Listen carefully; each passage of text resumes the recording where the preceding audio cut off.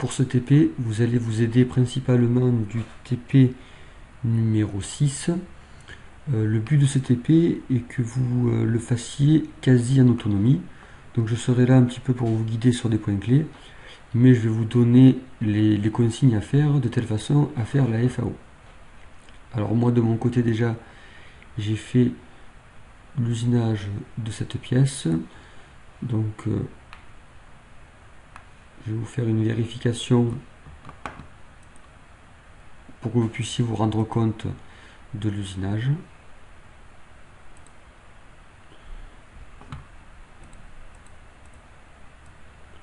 Donc nous avons surfacé, nous ébauchons le triangle, une ébauche également du petit cylindre, une ébauche de l'hexagone,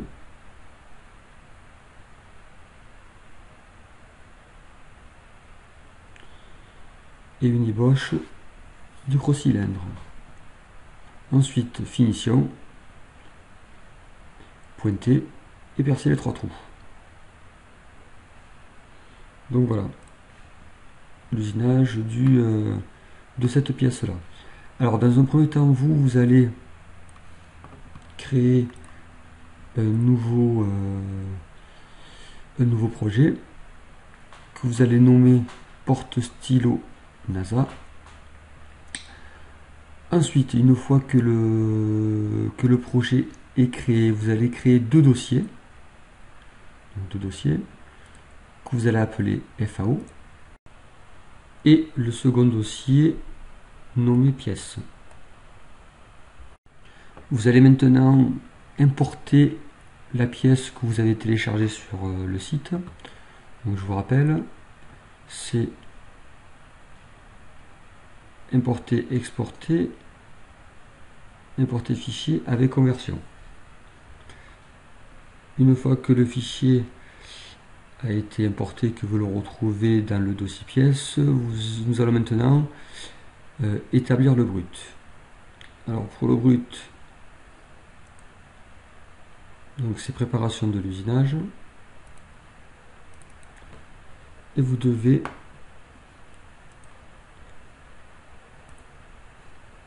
pour ce brut là avoir ces valeurs là, donc dimension X 60 mm ainsi que le Y, et pour le dimension Z 33. Donc nous devons retrouver un brut similaire à celui-ci.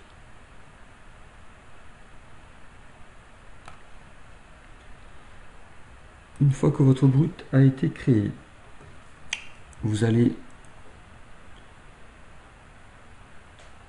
faire un usinage.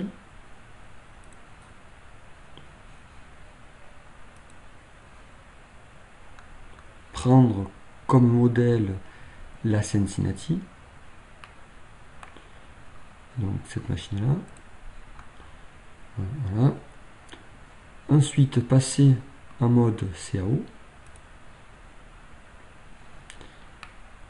et vous allez faire glisser votre brut dans la machine, donc comme ceci. Alors moi je l'ai déjà fait sur les taux, donc vous devez avoir la pièce comme cela et vous devez la positionner sur les taux par le biais des contraintes comme ceci. Alors au niveau des contraintes, vous allez utiliser les contraintes plan-plan, d'accord, soit en cliquant directement sur cette icône là, ou soit sur cette icône là. Alors la distance, je vais vous donner la distance qu'il y a entre la face du mort et la face de la pièce. Donc vous ne quittez pas le positionnement. Alors la contrainte, donc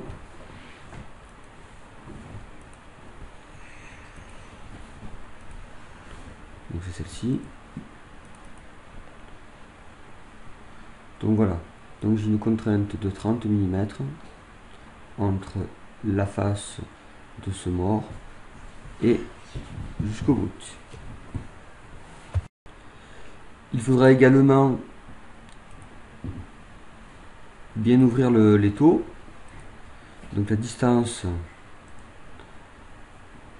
d'ouverture est de 60 mm. Et il faudra bien choisir la hauteur de cale. Alors moi j'ai choisi une hauteur de cale de 50 mm. Donc il faudra choisir pour les deux cales une hauteur de 50 mm. Donc une fois que la pièce est bien mise en place,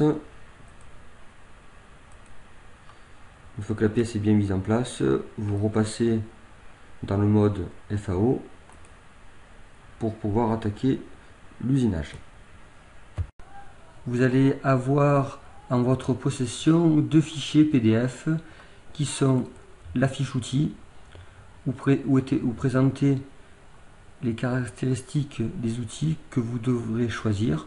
Donc l'outil T1 est une fraise diamètre 63, l'outil T2 une fraise diamètre 12 et l'outil T3 une fraise diamètre 12 également. Ensuite, pour ce qui est pour les perçages, en outil T4 vous avez un fourreau pointé de diamètre 8 et en outil T5 un fourré de diamètre 10 pour faire les trois trous. Vous allez avoir également en votre possession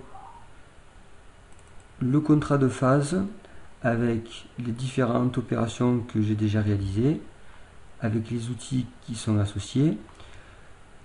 Vous allez rentrer tout ce qui concerne les vitesses de coupe et les avances par rapport aux opérations à réaliser. La première chose à faire avant d'attaquer les opérations d'usinage est de mettre en place correctement l'origine programme. Donc l'origine programme doit être placée. Donc si on regarde la pièce comme ceci, en bas à gauche et sur les cales. Donc pour pouvoir bien placer l'origine programme, je vous conseille de cacher la machine et ensuite d'éditer votre origine pour pouvoir ensuite la placer correctement, donc en bas du brut. Donc une fois que l'OP est placé, nous pouvons attaquer les opérations d'usinage. Donc la première opération est l'opération de surfaçage. Donc au niveau de l'outil, j'ai choisi une fraise de diamètre 63. Donc diamètre 63. En condition de coupe, j'ai la vitesse de coupe qui est de 150 mètres par minute et de l'avance 0,07. Donc ces paramètres là, je vous le rappelle, sont dans le contrat de phase. Donc à vous, l'opération numéro 1, à vous d'aller rechercher les conditions de coupe. Donc ici on voit bien qu'il y a le 150 et l'avance pardon de 7 centièmes. Donc c'est à vous d'aller rechercher les opérations sur ce document là. Donc nous regardons comment faire pour la première opération, ensuite c'est à vous de le réaliser. Donc je reviens sur mon opération de surfaçage. Donc ici, pas de surépaisseur de fond, d'accord, pas de surépaisseur. Par défaut, je laisse 0,303 au niveau surépaisseur latérale, profondeur de passe 2 mm. Alors on remarque, comme dans le TP suivant, que la trajectoire est suivant l'axe X, donc pour rappel, c'est l'angle de balayage qui doit être de 180 degrés. Donc voilà, donc à vous de réaliser cette opération.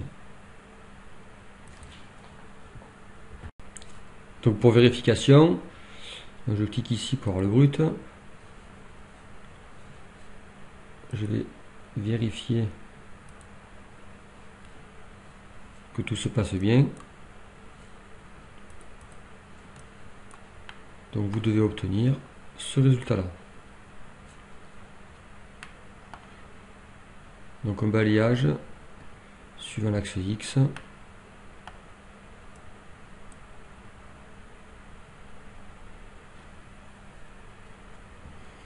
Donc une seule passe de 2 mm.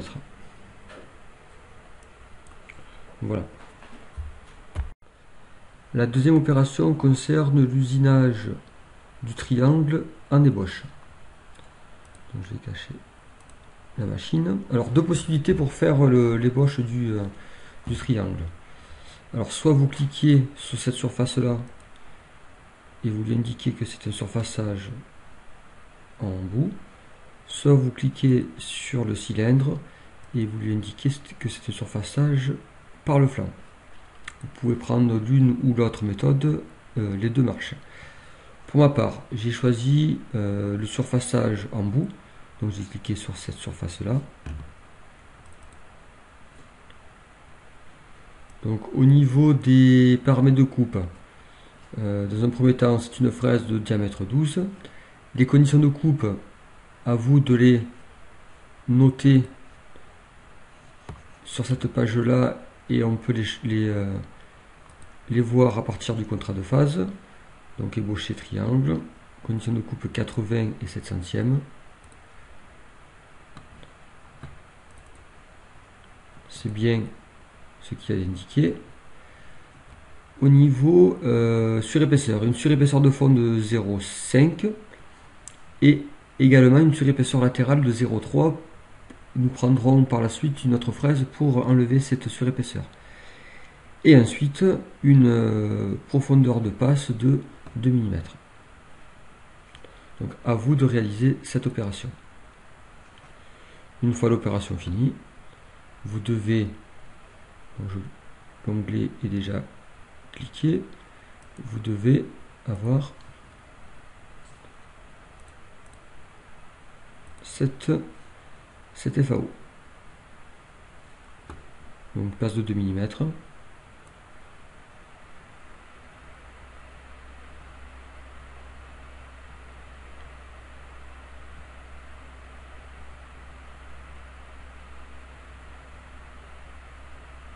Et voilà. La troisième opération consiste à usiner le petit cylindre en ébauche également. Deux possibilités, toujours pareil, soit vous cliquez sur le cylindre et vous indiquez que c'est un usinage par le flanc, soit vous cliquez sur le bas du cylindre, donc sur l'hexagone, et vous lui indiquez que c'est un usinage par le bout. Donc moi j'ai choisi par le bout. Au niveau de l'opération, toujours pareil, une surépaisseur de fond de 5 dixièmes et également une surépaisseur latérale de 3 dixièmes. Profondeur de passe n'a pas changé, toujours 2 mm. L'outil, c'est toujours l'outil T2 de diamètre 12. Les conditions de coupe à relever dans le contrat de phase. Alors il faut juste faire attention à quelque chose si vous passez par le surfaçage par le bout. Si on regarde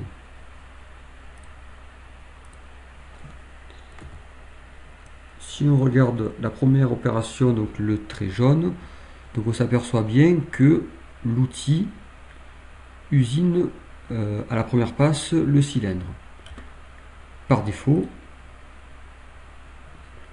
l'altitude est automatique.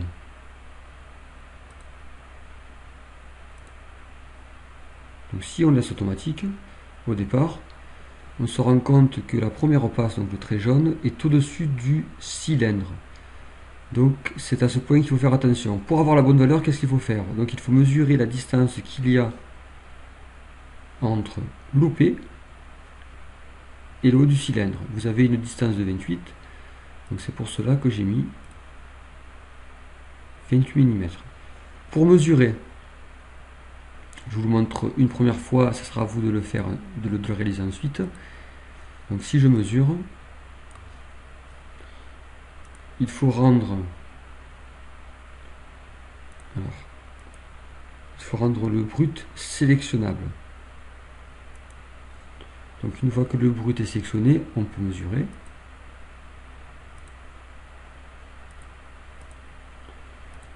Donc d'un plan à un plan.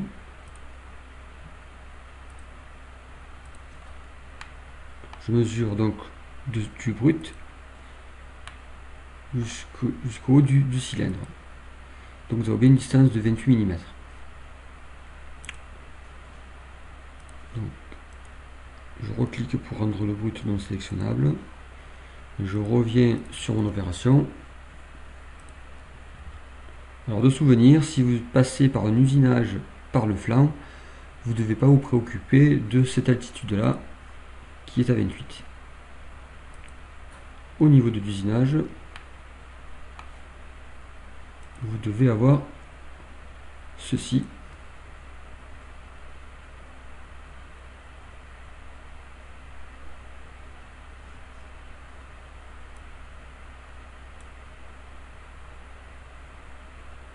Et voilà, pour cette opération. Donc ensuite, pour l'usinage de l'hexagone, donc de l'opération numéro 4 à l'opération numéro 9. Alors pourquoi autant d'opérations? Parce que je suis passé par un surfaçage en bout. Si vous passez par le surfaçage en profil, vous allez avoir qu'une opération. Donc à vous de choisir l'une ou l'autre méthode. Si vous passez par l'opération en bout, comme ceci, donc il faudra bien faire attention que l'altitude soit bonne. Donc l'altitude ici, je l'ai mis à 22 mm, donc c'est la distance entre l'OP que j'ai mesuré et le haut de l'hexagone. Si toutefois vous passez par la méthode surfaçage par le profil, normalement vous ne devez pas vous préoccuper de cette valeur-là, à vérifier quand même. Au niveau des conditions de coupe, toujours à relever dans le contrat de phase. Ici, la surépaisseur 0,5 de fond et la latérale de 0,3 également. Donc une fois que vous avez réalisé cette opération, pour réaliser les autres, pas besoin de recréer une opération, un surfaçage en bout. Vous prenez juste l'opération en question, vous appuyez sur CTRL, vous appuyez sur gauche souris et vous venez promener l'opération directement sur la face concernée. Donc cette méthode-là, vous allez le faire autant de fois que vous avez de plats à usiner. Donc c'est pour ça qu'on retrouve plusieurs opérations d'hexagone. Au final, vous devez obtenir ceci.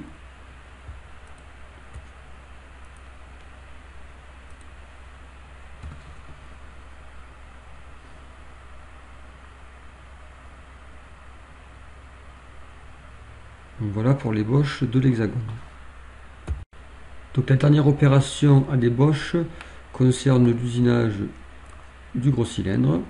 Donc toujours pareil, soit vous cliquez sur le cylindre usinage par le flanc, soit vous cliquez sur la face et vous prenez un usinage par le bout. Donc faites attention, si vous usinez un usinage par le flanc, il faut bien regarder que la fraise usine bien tout ce plan là, qu'il ne reste pas de brut au niveau de ce plan. Donc moi je suis passé encore par usinage en bout en cliquant sur cette face là. Donc nous sommes toujours avec l'outil T2, la fraise de diamètre 12. Les conditions de coupe, toujours à regarder dans le contrat de phase. Donc là nous sommes ici là, ébauché gros cylindre. Alors je reviens. Voilà. Alors une seule épaisseur de fond de 5 dixièmes et une latérale de 0,3, ça n'a pas changé. Donc attention à l'altitude, donc bien vérifier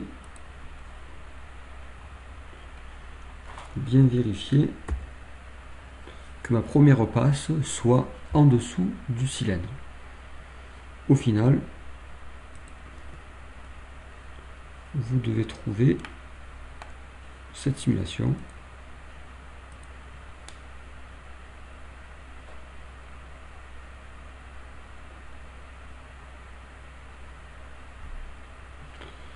Donc voilà pour les ébauches de ces formes. Nous allons maintenant nous attaquer à la finition de ces différentes formes. Donc au niveau du contrat de phase, nous sommes à l'opération numéro 11, dans mon cas. Si vous avez utilisé bien sûr des surfaçages par le profil, vous n'allez pas avoir autant d'opérations que moi. Alors, donc au niveau de la finition du triangle, condition de coupe VC 100, unité d'avance de 5 centièmes. Donc nous avons changé d'outil, c'est un outil de diamètre 12 également, et avec un emplacement T3. Pour la première opération du triangle. Donc aucune surépaisseur. Par défaut, on peut laisser 10,5 au niveau profondeur. Il n'y a pas de souci, puisque la profondeur à prendre est inférieure à 10,5. J'ai juste modifié l'entrée et sortie de la fraise. Donc en fait, j'ai cliqué sur début d'usinage. D'accord. Et j'ai cliqué un point quelconque. Voilà. Donc moi j'avais cliqué ici.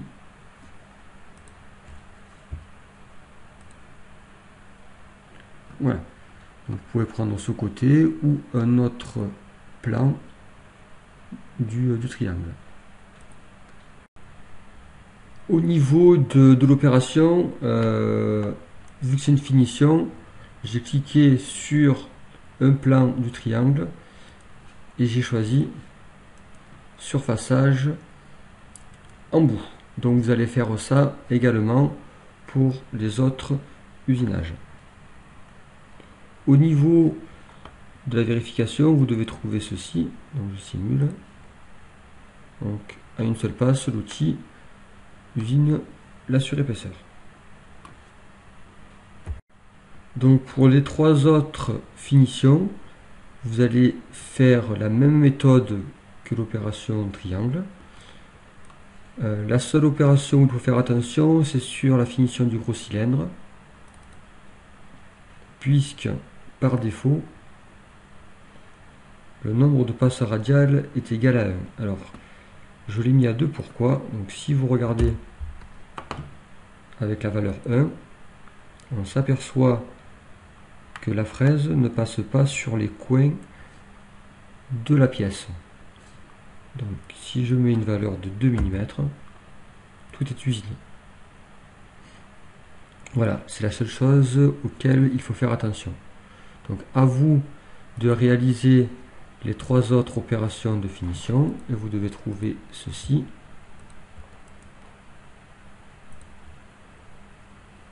Donc le petit cylindre, l'hexagone et le gros cylindre. Pour les deux dernières opérations, donc le centrage pointage et le perçage, je vous renvoie au TP précédent puisque c'est exactement la même méthode. Donc nous avons pour pointer un four à pointer de diamètre 8 et ensuite un fourré de diamètre 10. Les conditions de coupe à relever sur le contrat de phase. Donc 40 en vitesse de coupe pour les deux et 7 centièmes d'avance pour les deux opérations. Au final, vous devez trouver, si on fait une vérification, vous devez trouver ceci.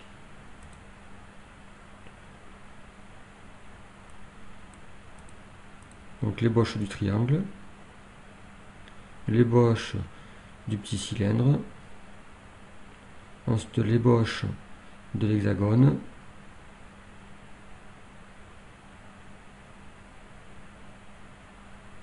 l'ébauche du gros cylindre.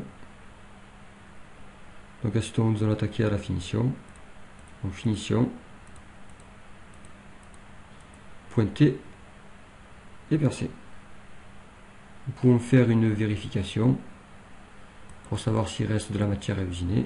Donc ma pièce est totalement verte, donc ma pièce est bonne. Voilà pour ce TP.